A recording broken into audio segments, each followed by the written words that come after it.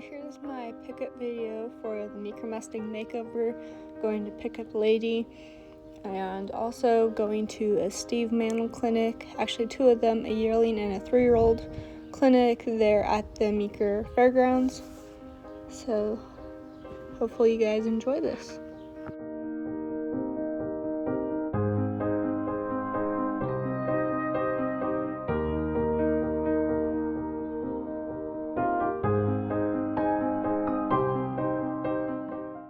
So this was actually my first time seeing wild bighorn sheep, which it was really cool. The drive was really pretty, and I don't get to go to the mountains very often. I live out on the plains of Colorado, and we can see like the mountains in the distance, but we can't actually like drive through them very often because they're like an hour away.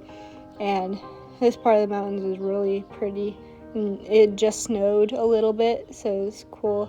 Part of the Eisenhower Tunnel was closed down. The other side, the eastbound lane, was closed due to a wreck in the middle. So there's a lot of traffic on the other side, but our side was clear, and it was really cool, even though it was really long. I've only driven through Eisenhower and through that little mountain area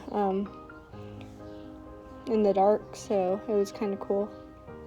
And it was really interesting with the trailer, and there was a lot of people some of them being a little bit stupid, but I guess because we're in the trailer, we're going to drive a lot slower, and so people were passing and everything, even though I don't think they're supposed to. But yeah, it was really interesting, and it was really, really long.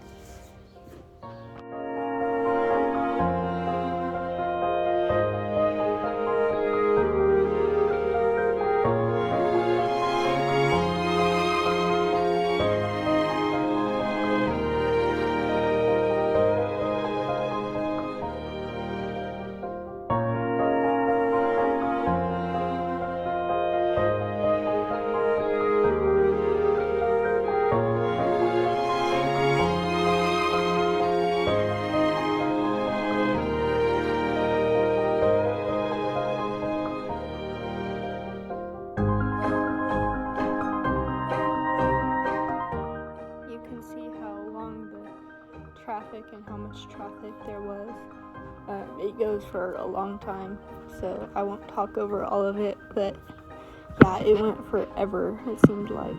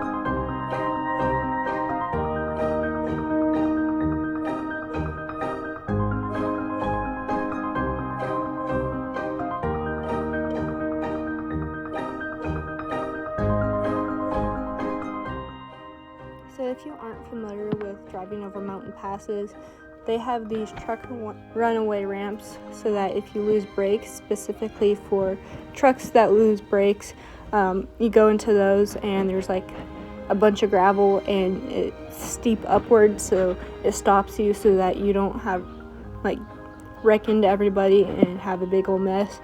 The grades on these roads are like super, super steep, and so it's really easy to lose brakes because like you have to hold yourself back, and especially if you don't have an engine brake, if you're having to use the brakes instead of the engine brake, your brakes will wear out really fast and you can lose brakes, and so you have to run into those But typically your smaller cars don't have that, but it's the big trucks that have a lot of weight on them that lose brakes, so they have to run into those runaway ramps.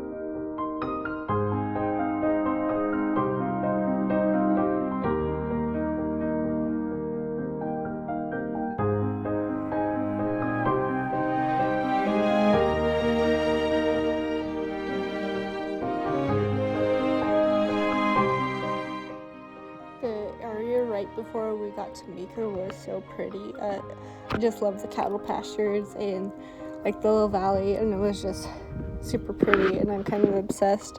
There's a lot of really cool old barns and some homesteads and stuff that I just absolutely loved.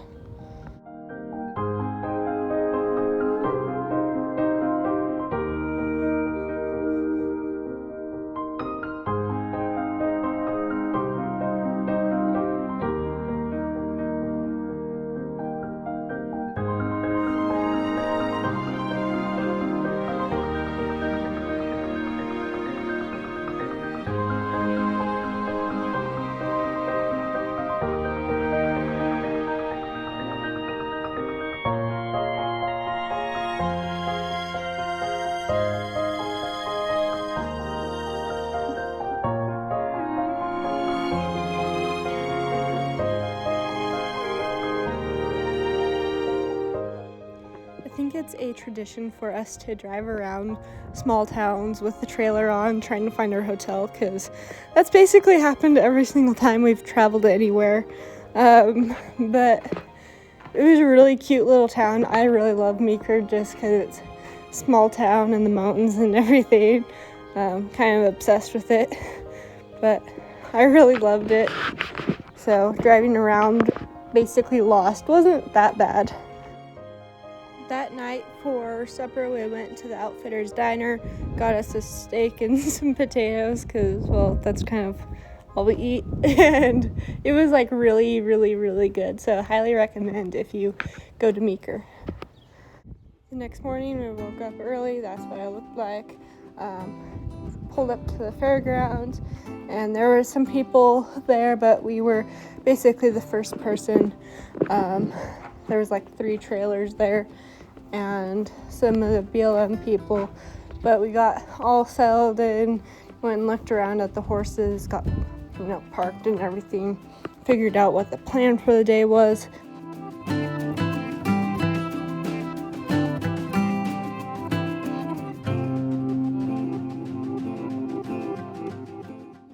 Then once it was time, we went to the Steve Mantle clinic. So sometimes just hanging out here and being with the little guy and letting them get, just like when we started, we were this far apart. And she was like, yeah, you're not getting any closer than this. Now, this is something I do at home too. It's like, I'm going to ask her what her comfort zone is. And then I'm going to check that out. So it's like, What is your comfort zone?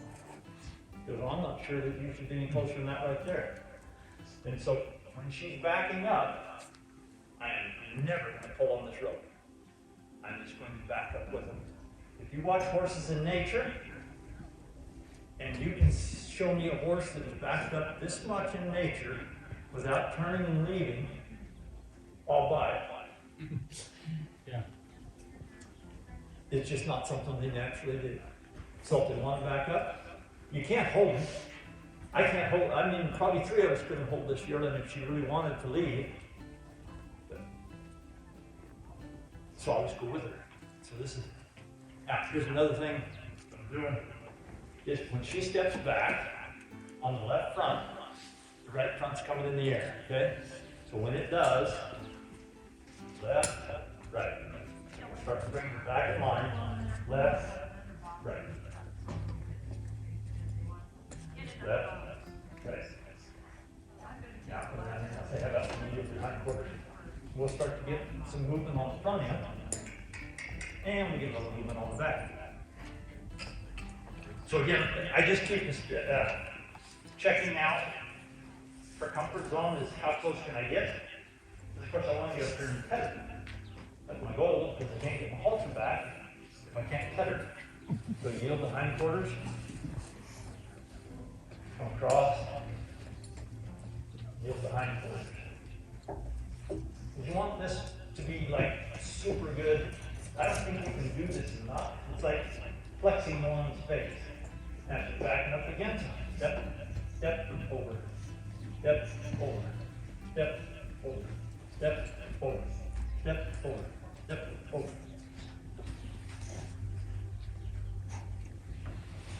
I'll just keep going with her. I don't want her to turn into the fence, so that's why I'm stepping her over from that right front foot. So I was at one of Brandon's money sometime, and he asked me this, he said, when you're working one of these bolts around them, and he said, you're asking them to yield for the first time. See, now I got quite a lot closer, so I just stopped. Now all of a sudden the right side has become our dominant side, and our I'm okay with you side. See how she's keeping me in her right eye? Watch what happens when I try to get in the left eye. See her feet come alive, and she's got her head turned. So they tell you everything that you need to do. She's saying, you've got to get some more work on this left side of my body because I can't handle it. I had some people, I lost a little story. Oh, about bucks, funny. Anyway, he said, when do you pick up on that halter rope? And I said, well, when they fit the crowd. When I have the contour of the horse's body fitting my round pin. He goes, okay, I'll buy that. But he said, how about you do it with a little quality? He said, how about you pick up on the halter rope when that left hind foot is coming off the ground.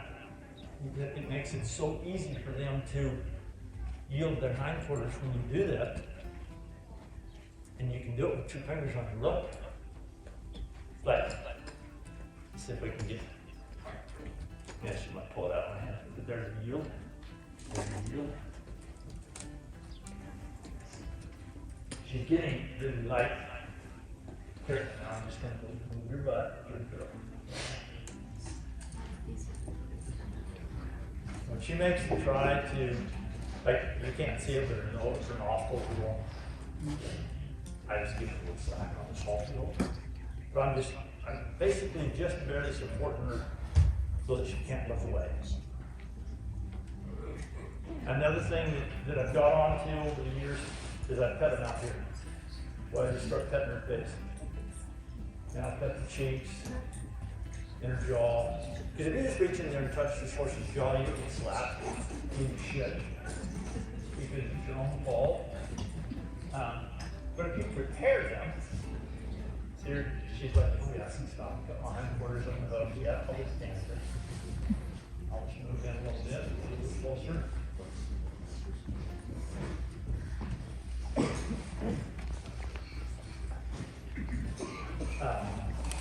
But if you prepare them, you just touch.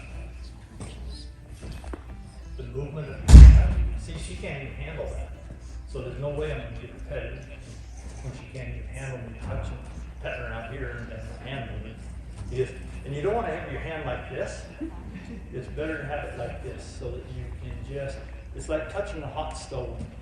And my goal is to have them touch me first, but some, you'll have to force it to get them touched, or they'll avoid you for days. Oh, that was a nice change right there. And now see her licking her lips when she stops. Now she's like, rest. And now maybe I can touch the shoulder over here.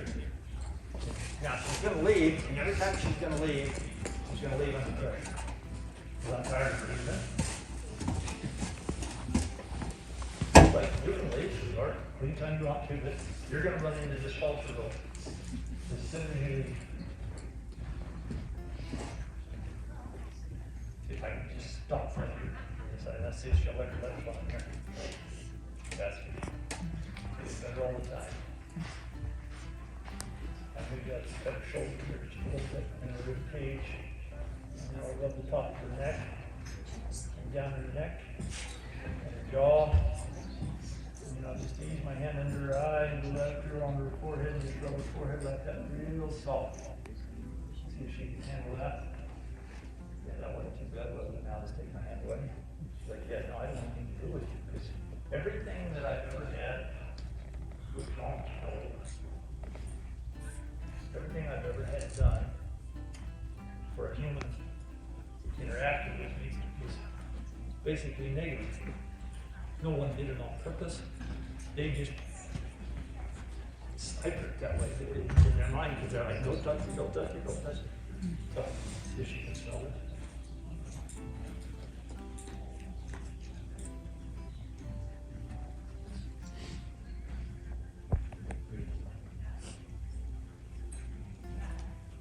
And it's easier to touch them on horseback than it is on the ground like this.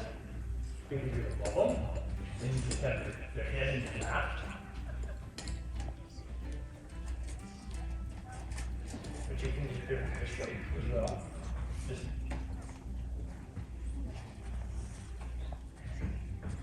takes a little more time and a little more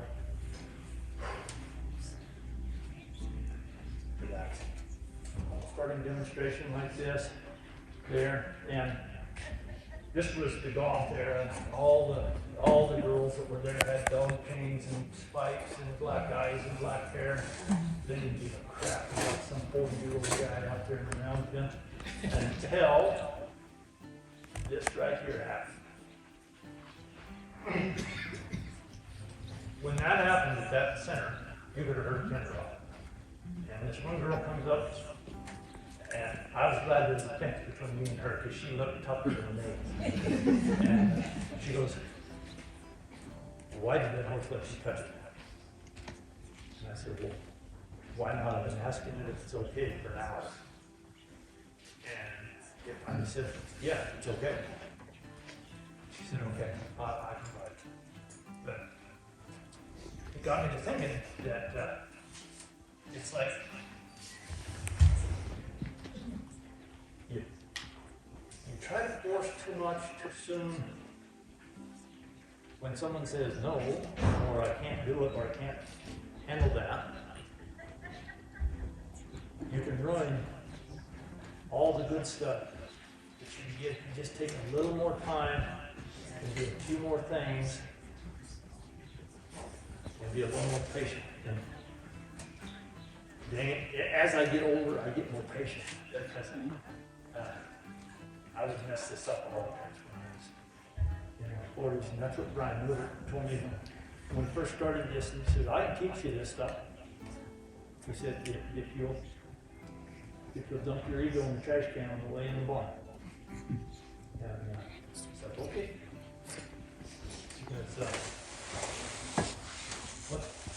my first contract, what they gave me was 16 volts.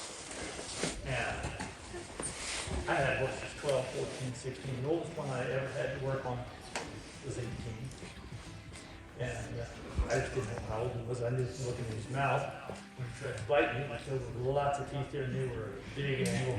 And the gums came all the way to the bottom. But anyway, I physically couldn't do the stuff on those 10, 12-year-old horses that I thought I needed to do to get them gentle. So when Brian came along and showed me a different way, it was like, I glommed onto it immediately.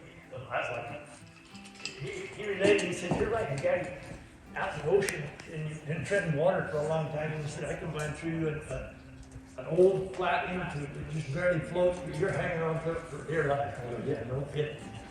And so now like, my inner tube has got some air in it, and I hold it up and I can do more stuff with it.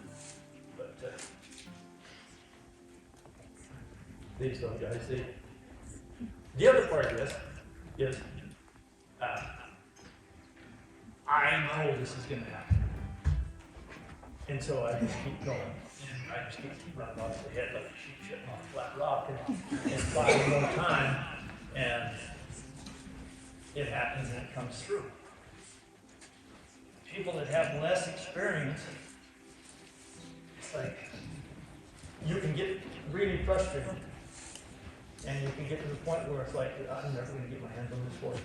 I'm never going to get it, you know. Boy, as soon as you start saying that in your head, that's when you go back to psychology, put your horse away, and go get you something to drink, or take a break, or go do something else. Because these guys are reading that maybe thought process. Just got a little pump on the skin of the spot. Stay on that. They're feeling that as you're thinking. So like, I had a 6-year-old horse I was working with in the trail, and same deal, I couldn't get it to come off the fence. I couldn't get it to hook on. Only way I could get it to change directions, I'd have to run over and jump in front of it, and then it would change the other way, and it was hot. And so I called Brian and I said, where are you at? He said, Montana. I said, I can tell. He said, okay, what's going on? And I told him, and he'd been there twice. He said, are you in that round pen in the barn in the corner? I go, yeah. He goes, great. He said, so now, he said, I can help you. This is good. I said, okay. He said, so where's the horse in relationship to you and the gate? I said, well, the horse is over there. I'm in the middle of the pen. The gate's behind me. I looked here. He said, do you have a bucket? Okay. Yeah. He said, like a water bucket? Do you have a bucket? I said, yeah, I got a bucket. He said, go get it and put some water in it. And he said, set it in that truck. I said, all right. If this guy told me to jump off the Empire State Building, I'd say, okay, let's go. I trust him that much. So anyway, after I got the bucket of water and I said, yeah. He said, now, do you have any iced tea in that refrigerator on your porch over at your house? I go, yes. He said, go get one. And he just hangs up the phone. And so I went over to the house, and as I'm leaving, the horse walks up and gets a drink out of the bucket. And I went over and got an iced tea, and I sat down in the shade under this tree in the front yard, and I started laughing. I was like, he can hear the frustration in my voice on the phone when I call him. Yeah. So I finished drinking the tea, and the phone rang. He goes, are you at the house drinking tea? And I go, yep. He said, good. He said, you feel better? I go, yeah, a lot. He goes, good. He said, I'm guessing when you go back over there, your horse should be feeling a lot better too. I went back over there, and the horse went, and I went, hey, and he goes, walked right to the center of the pen. And in that way, walk back to the water. I'm done. I'm just going to quit right here. But it was like, you know, he was 800 miles away, and he fixed what was going on with me and this little horse, simply because he could hear the frustration in my voice. And he told me later, he said, man, anytime you get frustrated, he said, I'll guarantee that horse has been frustrated for at least 20 minutes before you would even understand what was going on. And so I never forgot that. That was a really, really good lesson. And it's like it's worth repeating and sharing, because if you start feeling frustrated, they've already been there. But I like that. Just as she got outside of the deal, she's outside of it.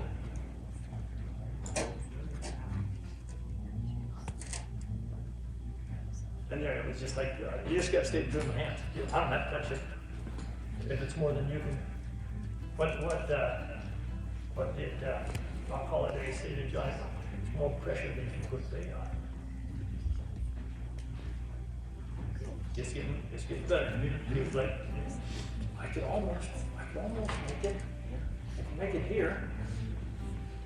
So young man, you remember that this is your side that she's the strongest on, and this other side, her right eye, is the weak one, and that's the one you're going to have to strengthen up and keep her balanced. She's fairly balanced right now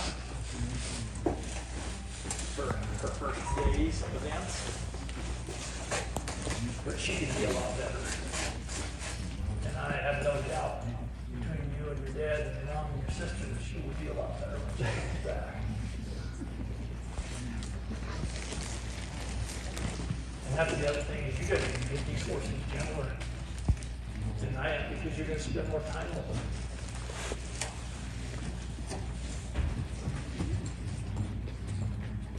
I'm just going to move in kind of strong. Tell her, you know, if you want to do this, that's fine. I don't care. Do it. Do it this way for a little bit. This way, this way. Now I'm going to offer you something a whole bunch nicer. You ever make her lips when she gets shut down? I love this again. She's like, okay, touch here. But I want to go touch over here.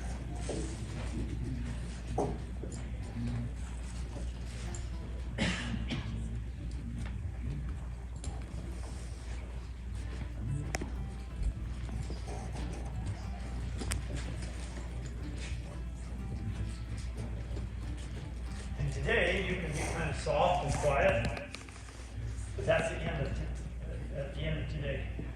Tomorrow, you just move that.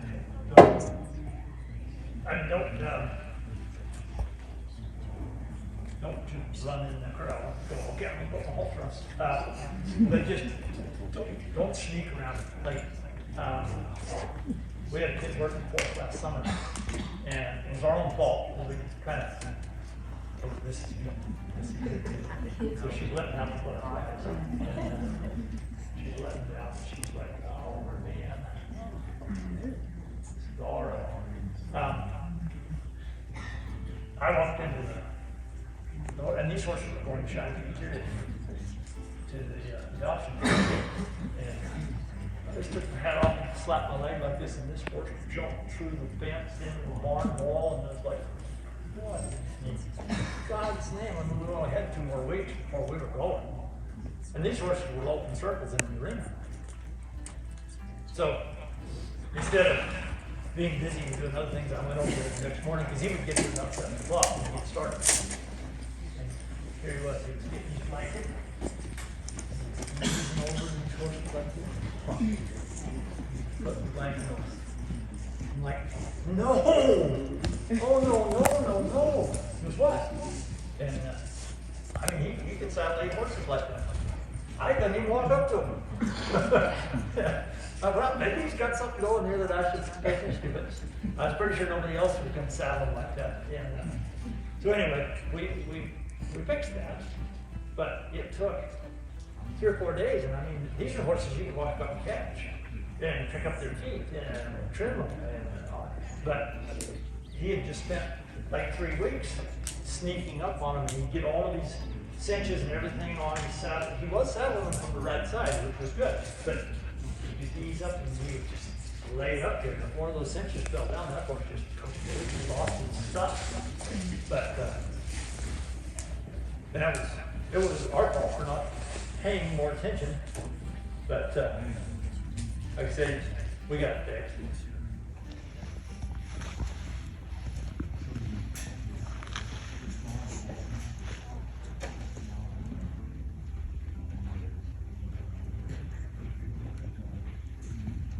She's ready to ride, Bear. Go jump on. Yep. I want to get her nose fixed here first before you do it. That's still I've got that fixed. We got the face and the jaw. Now we'll see if we can work on the nose. You remember when she first touched my hand, the very, very first time she touched me with her nose? My God, it was like she was touching a hot stove. So that's why I never go to the nose first. I go right here between the eyes. It's sort of a blind spot, and they like it. You try to go down here to the nose, and like I got my hand under the jaw now, but it's a spot I want to get fixed too on the face. I like to get the whole face fixed on my first go around, on my first day if I can, especially on these little guys. Just to help them sure that they're going to be able to get a halter back on and be okay with it. And here's something, if you can get here, and say you've got a horse that's pretty tight, and they're not wanting to relax and let down. You can get your finger right here in the corner of the mouth and get that working. And then just keep that. Well, you've got that making the chewing going on. You see where her head is now? She's like, good on that.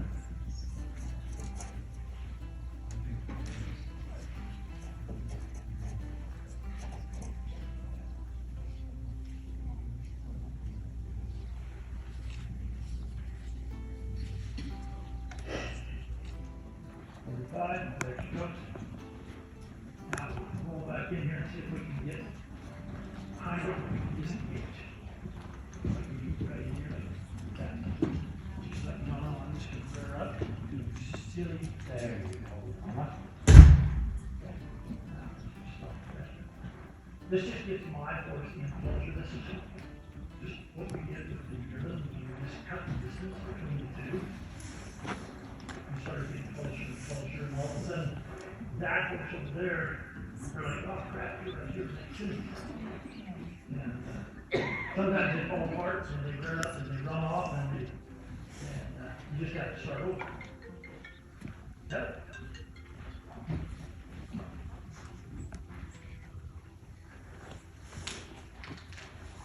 I'm going to reach out the key. This way around there. Front, release, she's going through, I will go front, release, she's not as willing this way there, I'm sort of coming through.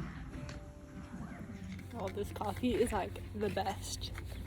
Like, I don't know, it's not super bitter, which is really nice. It was really warm, and it was really cold in the indoor, so yeah, coffee.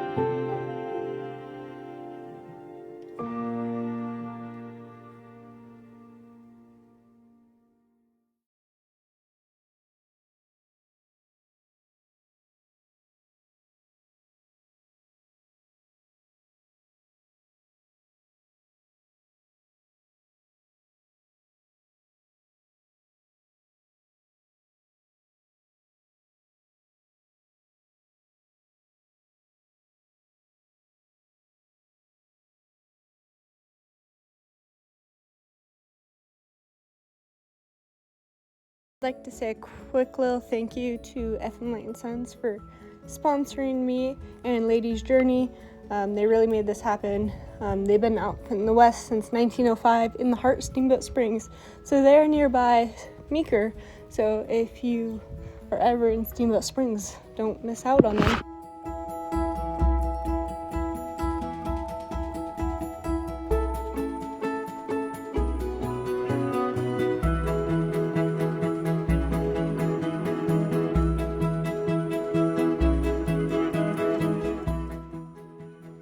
I was really relieved once we got home and Lady unloaded and she wasn't sore or anything. That was a super long drive. It was 6 hours, but it was over mountain passes and everything. So getting her home and unloaded and everything being fine was a huge relief. If you would like to adopt Lady following the competition, go to meekermustangmakeover.org and learn how you can apply to adopt her.